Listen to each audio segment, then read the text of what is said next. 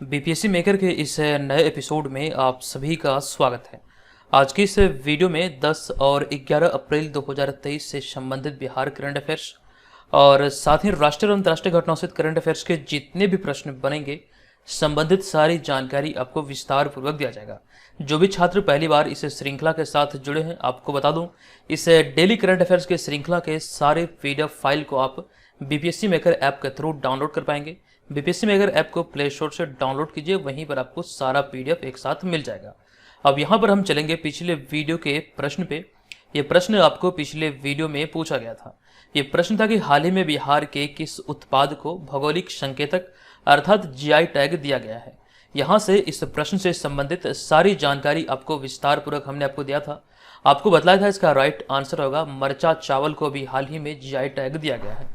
कोशिश कीजिए कि जो भी प्रश्न आप लोगों से पूछे जाते हैं आप लोग से कमेंट बॉक्स में लिखें और सारी जानकारी विस्तार पूर्वक लिखें।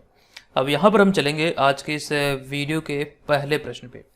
आज के इस वीडियो का हमारा पहला प्रश्न है कि अप्रैल 2023 में आई एक रिपोर्ट के अनुसार ग्रामीण इलाके में शुद्ध पेयजल उपलब्ध कराने के मामले में बिहार के किस जिले को देश भर में पहला स्थान मिला है। इस प्रश्न को वेरी इंपॉर्टेंट प्रश्नों की श्रेणी में आप रखेंगे।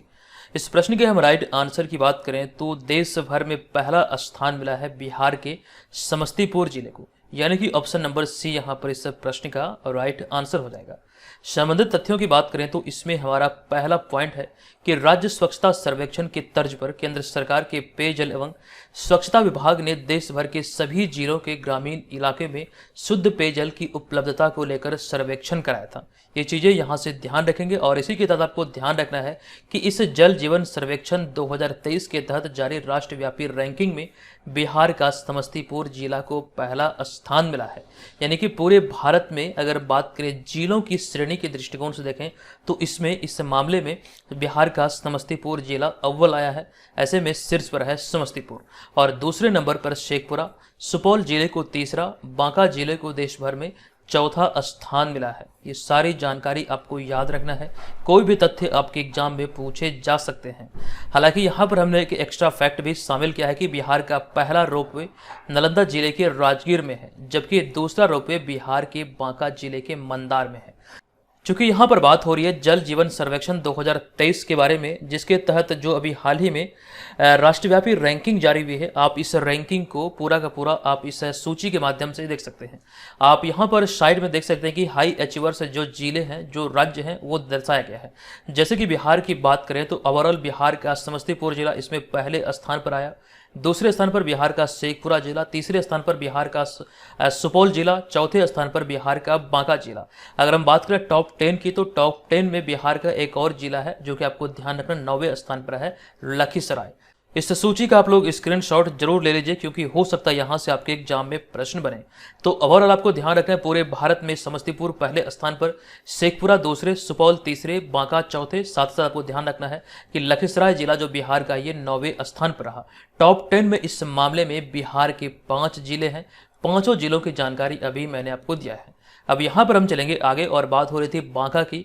आपको ध्यान रखना, मैंने कई बार आपको बताया कि बिहार में एक प्रमंडल है भागलपुर। एक्चुअली में हमने जानकारी आपको दिया था कि बिहार में वर्तमान समय में 9 प्रमंडल है, यानी कि बिहार को 9 डिवीजनों में बांटा गया है। ये यहाँ से आपको ध्यान रखना है और इन 9 प्रमंडल में से भागलपुर भी एक प्रमंडल है जो कि बिहार का सबसे छोटा प्रमंडल है और इसके अंतर्गत जिलों की संख्या है केवल 2, एक तो है भागलपुर और दूसरा है बांका। और यही बांका के मंदार में बिहार का दूसरा रोपवे है। ये जानकारी आपको ध्यान रखना है। जबकि बिहार का जो पहला रोपवे है ये नालंदा के राजगीर में है। ये सारी जानकारी ऑलरेडी हमने आपको दिया है। दूसरा प्रश्न भी बिहार करंट अफेयर्स के दृष्टिकोण से अति महत्वपूर्ण है। प्रश्न है कि नवीनतम घोषणा के आधार पर बिहार में कहां राज्य का पहला वन्यजीव अस्पताल खोला जाएगा। अति महत्वपूर्ण प्रश्न है और राइट आंसर यहां पर हो जाएगा ऑप्शन नंबर ए, यानी कि शेरपुर में। अब यहां पर आपके एग्जाम में जिला भी पूछा जा सकता है या फिर ये प्रॉपर स्थान भी पूछा जा सकता है कि कहां पर इसका मतलब कि निर्माण किया जाएगा, कहां पर ये खोला जाएगा। तो एक्चुअली में आपको ध्यान रखना है ये बिहार के शेरपुर में खोला जाएगा, जो कि आपको ये भी ध्यान रखना है कि मुजफ्फरपुर जिले के अंतर्गत आता है। इसके विस्तृत एक्सप्लेनेशन की बात करें तो इसमें हमारा पहला पॉइंट है कि मुजफ्फरपुर वन अरण्य शेरपुर में बिहार का पहला वन्यजीव अस्पताल खोला जाएगा। दरअसल यहाँ पर हमने इस स्थान को इसलिए इंगित किया है कि हाल ही के दिनों में जो 68वीं बीपीएससी एग्जाम आयोजित हुआ था, एक प्रश्न पूछा गया था कि बिहार का पहला सोलर फ्लोटिंग पावर प्लांट कहाँ पर लगाया गया है। एक्चुअली में इसका जो प्रॉपर स्थान है वो पूछा गया था। ये जानकारी हमने आपको विस्तार पूर्वक दिया था। आई होप कि आपने इस प्रश्न को एग्जाम में राइट किया होगा। अब यहाँ पर हम आगे बढ़ें और बात करें यहाँ पर अगले पॉइंट की, तो इसके भवन समेत अन्य संसाधनों पर 1 करोड़ रुपए खर्च होगी। यानी कि इसके लिए जो राशि का प्रावधान किया जाना है, कुल 1 करोड़ रुपए की राशि खर्च हो जाएगी।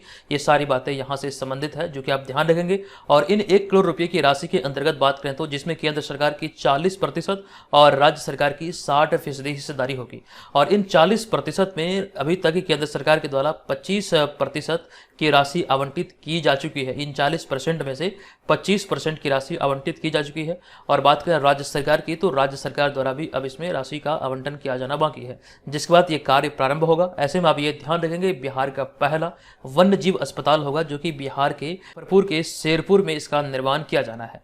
और अगर बात करें यहाँ पर इस वन्य जीव अस्पताल की, तो इस वन्यजीव अस्पताल में, या फिर आप यहाँ पर इस पॉइंट को देखें कि वन्यजीव को, यहाँ पर हमने ब्रैकेट में लिखा है केवल वन्यजीव को, यानी कि राज्य के अंतर्गत जितने भी वन्यजीव होंगे, यानी कि पालतू पशु या फिर पालतू जीव नहीं, बस एकमात्र यहाँ पर आपको ध्यान रखना, केवल वन्यजीव को राज्य के किसी भी हिस्से से रेस्क्यू करने के बाद 15 दिन तक अस्पताल में रखकर पूरी तरह से देखभाल किया जाएगा, उनका इलाज किया जाएगा और स्वस्थ होने पर उन्हें उनके स्थान पर पहुंचा दिया जाएगा। ये ध्यान रखना आपको। अब यहाँ पर एक एक्स्ट्रा जानकारी हमने आपके साथ साझा किया जो कि अति महत्वपूर्ण है। ये पॉइंट है कि बिहार का एकमात्र टाइगर रिजर्व वाल्मीकि नगर पश्चिमी चंपारण में है और 1 नवंबर 2022 से यहाँ पर टाइगर सफारी की शुरुआत हुई है। चूंकि यहाँ पर बात हुई है पश्चिमी चंपारण की, तो ये बिहार का क्षेत्रफल के दृष्टिकोण से सबसे बड़ा जिला है। और यहाँ पर आपको ये भी ध्यान रखना है, बात हो रही थी टाइगर रिजर्व की, तो एकमात्र टाइगर रिजर्व है बिहार का, लेकिन बिहार का जो दूसरा टाइगर रिजर्व है इसकी घोषणा हो चुकी है। इसकी मतलब घोषणा के आधार पर जो इसका निर्माण किया जाएगा ये कैमूर जिले में किया जाएगा। ये जानकारी आपको दिया गया है। तीसरा प्रश्न है कि हाल ही में जारी फीफा विश्व रैंकिंग 2023 के संदर्भ में कौन सा कथन सत्य है। इस तरह के कथन वाले प्रश्न बहुत इंपॉर्टेंट होते हैं, खास करके बीपीएससी एग्जाम की बात करें जहां पर 5 विकल्प होते हैं प्रश्न में, तो ऐसी स्थिति में सारे विकल्पों को ध्यानपूर्वक पढ़ना ही समझदारी का काम होता है। उसके आधार पर ही आपका सही आंसर का चुनाव होगा। जैसे कि इसमें हमारा पहला विकल्प है कि भारत 101वें पायदान पर है। चूंकि आपको यहाँ पर यह ध्यान रखना है, हमें सत्य कथन की पहचान करना है, कौन सा कथन सत्य है। तो भारत 101वें स्थान पर है, यह कथन बिल्कुल सत्य है। जो नवीनतम रिपोर्ट आई है, इस रिपोर्ट के आधार पर जो नवीनतम रैंकिंग आई है, इसके आधार पर भारत 101वें स्थान पर है। शीर्ष पर अर्जेंटीना है, तो ये भी कथन हमारा सत्य है। एशिया में चीन शीर्ष पर है। एक्चुअली में एशिया में चीन शीर्ष पर नहीं है बल्कि जापान शीर्ष पर है, तो ये कथन हमारा असत्य है। अगला है भारत 110वें स्थान पर है, तो ये भी कथन असत्य है। तो 2 विकल्प हमारा यहाँ पर सही हुआ। बीपीएससी की दृष्टिकोण से इसका राइट आंसर होगा ऑप्शन नंबर ई, यानी कि उपयुक्त में से एक से अधिक। इस प्रश्न के विस्तृत एक्सप्लेनेशन की बात करें तो आपको बता दूं कि हाल ही में जारी फीफा विश्व रैंकिंग के अनुसार भारतीय फुटबॉल टीम 5 स्थानों के सुधार के साथ अब 101वें स्थान पर पहुंच गया है। यानी कि फीफा विश्व रैंकिंग के आधार पर देखें तो भारत अब 101वें स्थान पर है। इससे संबंधित कई जानकारी है, जैसे कि अर्जेंटीना विश्व रैंकिंग की इस सूची में पहले स्थान पर है। मोस्ट इंपॉर्टेंट है, ध्यान रखेंगे, अर्जेंटीना इस फीफा विश्व रैंकिंग की सूची में पहले स्थान पर है।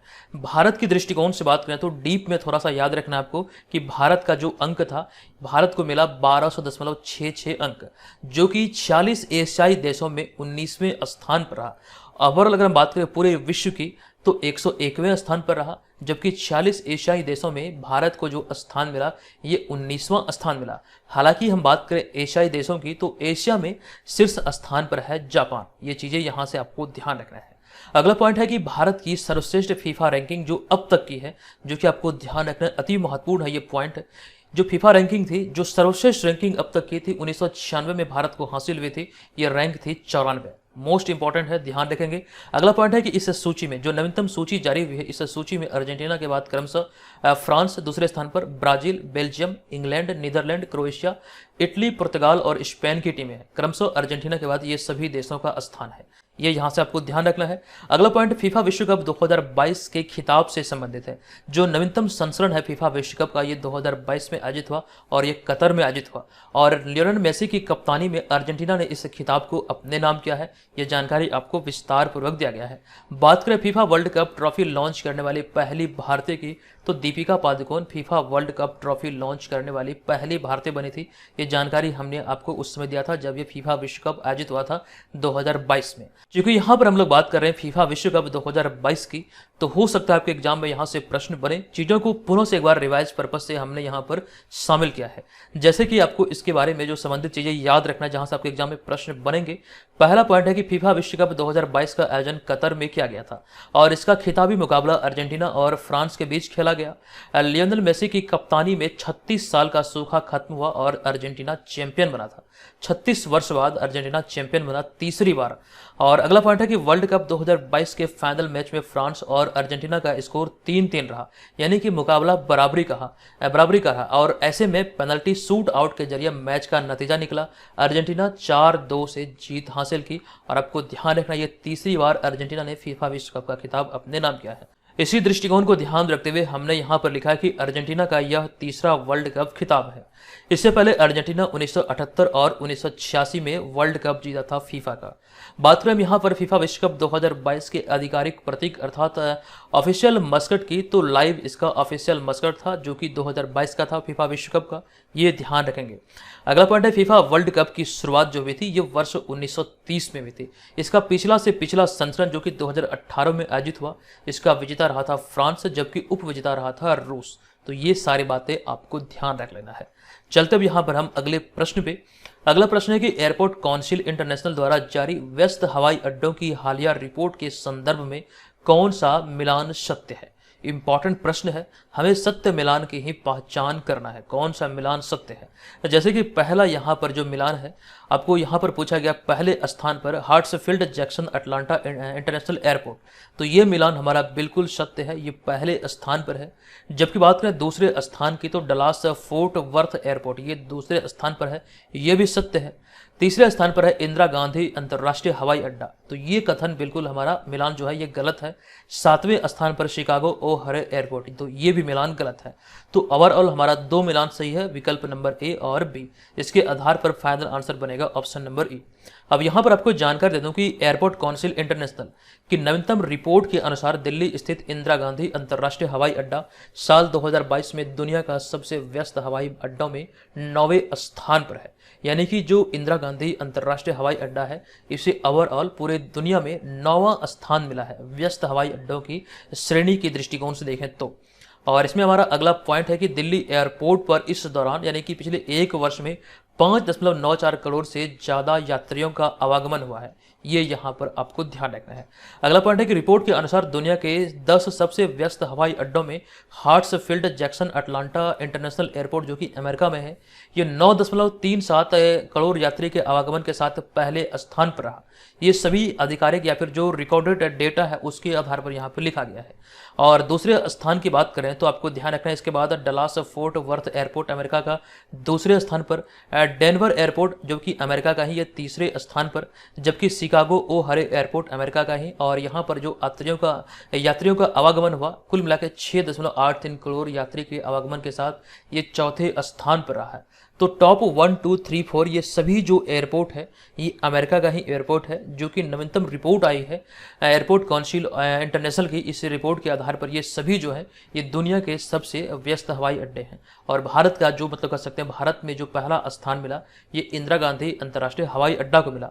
ओवरऑल पूरे दुनिया की बात करें तो इस श्रेणी में इसे 9वां स्थान मिला है। ये सारी जानकारी याद रखेंगे। अगला 5वां प्रश्न है कि निम्नलिखित में से किस देश ने हाल ही में अपनी सड़कों पर ई स्कूटर चलाने पर प्रतिबंध लगाया है। तो ये प्रतिबंध लगाया गया है किसके द्वारा? राइट आंसर होगा ऑप्शन नंबर डी यानी कि फ्रांस।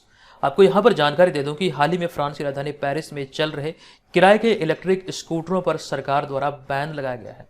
दरअसल इसके तहत आपको ध्यान रखना है कि इलेक्ट्रिक स्कूटरों से होने वाली दुर्घटनाओं को देखते हुए वोटिंग के आधार पर यह प्रतिबंधित करने का फैसला किया गया है।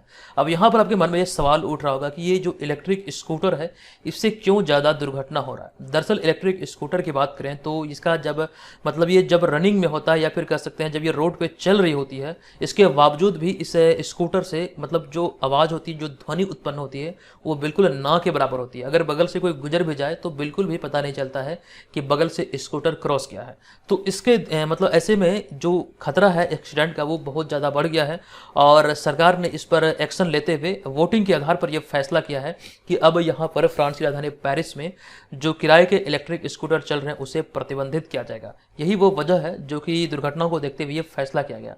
हमारा अगला पॉइंट है प्रतिबंधों से ही संबंधित कि वर्ष 2022 में नीदरलैंड का हार्लेम शहर मांस के विज्ञापनों पर प्रतिबंध लगाने वाला दुनिया का पहला शहर बना है। वर्ष 2022 का यह बात है, ये जानकारी हमने आपको दिया था, आपको याद होगा अगर आप रेगुलर इस सीरीज के साथ बने हुए हैं। नीदरलैंड का ये शहर है हार्लेम शहर, जो कि मांस के विज्ञापनों पर प्रतिबंध लगाने वाला दुनिया का पहला शहर बना है। अब बात करें हम अंतर्राष्ट्रीय न्यायालय की, तो इसका जो मुख्यालय है ये नीदरलैंड के हैग में है। आप सभी को ये जानकारी मालूम होगी।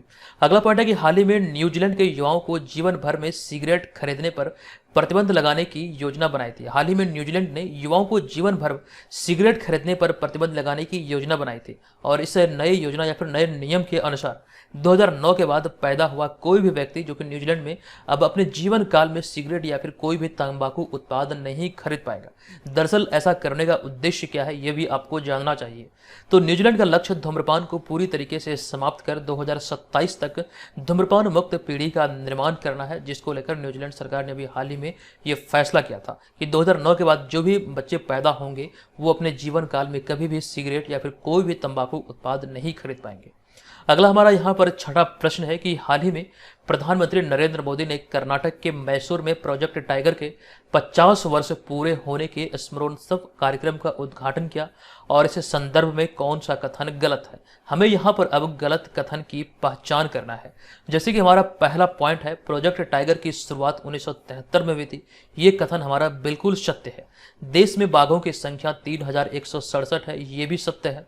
हमारा अगला पॉइंट है कि प्रोजेक्ट टाइगर की शुरुआत इंदिरा गांधी ने की थी। ये भी कथन हमारा सत्य है। हमें पहचान करना है असत्य कथन का या फिर गलत कथन का। और हमारा अगला विकल्प नंबर डी है कि वाल्मीकि नगर में बिहार का एकमात्र टाइगर रिजर्व है। तो यहाँ पर जो विकल्प है चारों के चारों विकल्प हमारा सही है। कोई भी विकल्प यहाँ पर गलत हमें नजर नहीं आ रहा है। तो इस आधार पर हम चुनेंगे ऑप्शन नंबर ई को, इनमें से कोई नहीं। अब यहाँ पर इनसे संबंधित तथ्यों की बात करें तो आपको जानकारी दे दूं कि प्रधानमंत्री मोदी ने कर्नाटक के मैसूर में मैसूर विश्वविद्यालय में आयोजित प्रोजेक्ट टाइगर के 50 वर्ष पूरे होने के स्मरणोत्सव कार्यक्रम का उद्घाटन किया। साथ ही उन्होंने इंटरनेशनल बिग कैट अलायंस का भी शुभारंभ किया। इंटरनेशनल बिग कैट अलायंस के शुभारंभ के बारे में कुछ जानकारी हमने जब ये घोषणा हुई थी, इसकी जानकारी हमने तब भी आपको दिया था। अभी हाल ही में इसका भी शुभारंभ किया गया है, तो दोनों को यहाँ से आप ध्यान में रखेंगे। हमारा अगला पॉइंट है कि साथ ही इसके अतिरिक्त अमृत काल का विजन फॉर टाइगर कंजर्वेशन तथा टाइगर रिजर्व के प्रबंधन प्रभावशीलता मूल्यांकन के 5वें चक्र की एक सारांश रिपोर्ट का भी लोकार्पण प्रधानमंत्री नरेंद्र मोदी द्वारा यहाँ पर किया गया है मैसूर में। साथ ही आपको यहाँ पर इस बात का ध्यान रखना है, यहाँ पर इस बात का भी जिक्र किया गया प्रधानमंत्री नरेंद्र मोदी द्वारा कि अब देश में बाघों की संख्या बढ़कर 3167 हो गई है। ये डेटा को आपको ध्यान रखना है। आपको ध्यान रखना है ये अप्रैल 2022 नहीं बल्कि अप्रैल 2023 का डेटा है और नवीनतम डेटा के आधार पर भारत में जो बाघों की संख्या है अब ये 3167 यानी कि 3167 हो गई है। अब यहाँ पर हम बात करेंगे प्रोजेक्ट टाइगर की, क्योंकि कई बार यहाँ से आपके एग्जाम में प्रश्न बने हैं। जैसे कि प्रोजेक्ट टाइगर की शुरुआत कब हुई थी, इस तरह के प्रश्न बनते हैं। तो प्रोजेक्ट टाइगर की शुरुआत 1973 में तत्कालीन प्रधानमंत्री इंदिरा गांधी के शासनकाल में हुई थी और यहाँ पर ये वाला पॉइंट अलग है। आप लोग यहाँ पे पूर्ण विराम करेंगे, ये पॉइंट अलग है। यहाँ पर उन्होंने प्रोजेक्ट टाइगर के 50 साल पूरे होने पर एक स्मारक सिक्का भी जारी किया है। यानी कि प्रधानमंत्री मोदी के बारे में कहा जा रहा है कि मैसूर में इन्होंने प्रोजेक्ट टाइगर के 50 साल पूरे होने पर एक स्मारक सिक्का भी जारी किया गया। तो ये सारी जुड़े हुए फैक्ट है जो कि आपको ध्यान रखेंगे। प्रोजेक्ट टाइगर की चर्चा हो रही तो एक जानकारी हमने थोड़ी देर पहले ही आपको दिया था कि बिहार का एकमात्र टाइगर रिजर्व बिहार के पश्चिमी चंपारण जिले के वाल्मीकि नगर में है, जबकि बिहार का दूसरा टाइगर रिजर्व प्रस्तावित है बिहार के कैमूर जिले में। अब यहाँ पर प्रोजेक्ट चीता की अगर हम बात करें तो अभी हाल ही में 17 सितंबर 2022 को प्रधानमंत्री नरेंद्र मोदी ने अपने जन्मदिन के अवसर पर प्रोजेक्ट चीता की शुरुआत की है, तो ये भी ध्यान रख लेंगे। अगला 7वां प्रश्न है कि भारत और फ्रांस मैत्री के कितने वर्ष पूरे होने के उपलक्ष्य में 11 अप्रैल 2023 को भारत और फ्रांस व्यापार शिखर सम्मेलन आयोजित किया गया। इस प्रश्न का हमारा राइट आंसर होगा 25 वर्ष पूरा हुआ है, तो ऐसे में ऑप्शन नंबर ए यहाँ पर इस प्रश्न का राइट आंसर हो जाएगा। आपको जानकारी दे दूं कि भारत फ्रांस मैत्री के 25 वर्ष पूरे होने के उपलक्ष्य में भारत फ्रांस व्यापार शिखर सम्मेलन 11 अप्रैल 2023 को आयोजित किया गया और यह शिखर सम्मेलन हरित भविष्य के निर्माण, उभरती प्रौद्योगिकियों, रक्षा सहयोग और भारत प्रशांत क्षेत्रों में सहयोग सहित कई विषयों पर केंद्रित रहा। ये जो शिखर सम्मेलन आयोजित हुआ इन सारे विषयों पर केंद्रित रहा, जहां पर इन सारे विषयों को लेकर चर्चाएं हुई।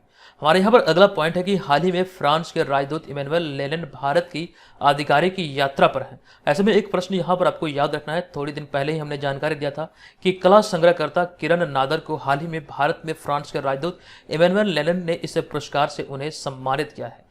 एक्चुअली में यहाँ पर एक शब्द छूट गया है, आप लोग ऐड कर लेंगे, लीजन ऑफ ऑनर, जो कि सर्वोच्च फ्रांसीसी सम्मान है, इसी सम्मान से सम्मानित किया गया।